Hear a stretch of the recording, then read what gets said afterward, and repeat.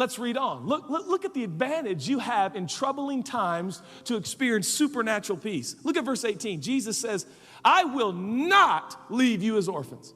I have adopted you and you are mine. Look at this, semicolon. I will come to you. Do you feel abandoned? Do you feel overlooked? You feel marginalized? You feel undervalued?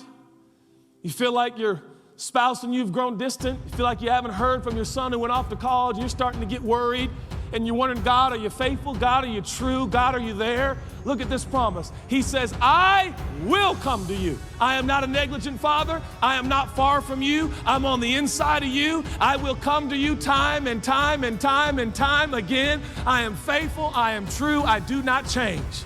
So I'm here to tell somebody who's going through the fight of their life or the storm of a lifetime, and you got questions and you got concerns and you got stress and you got anxiety and you got fear and you're going, God, where are you? I want to remind you, we have a promise that He is faithful, He is true, and He will never leave you nor forsake you.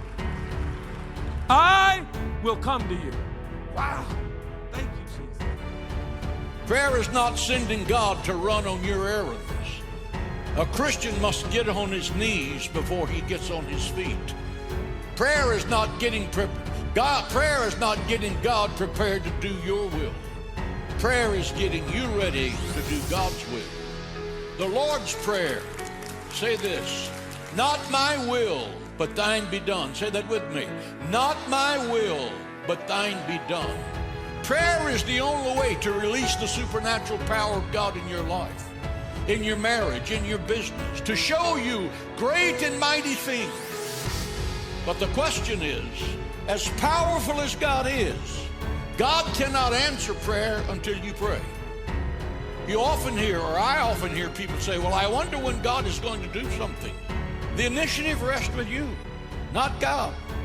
God says, when you pray, I will answer. When you bind up, what you bind on earth, I'll bind in heaven. What you loose on earth, I will loose in heaven.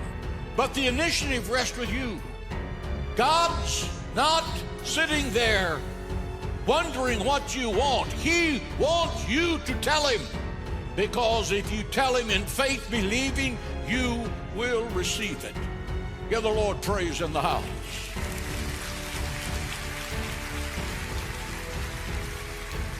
As powerful as God is, He cannot answer prayer until you pray it. Prayer is the key that unlocks the gates of heaven and closes the gates of hell.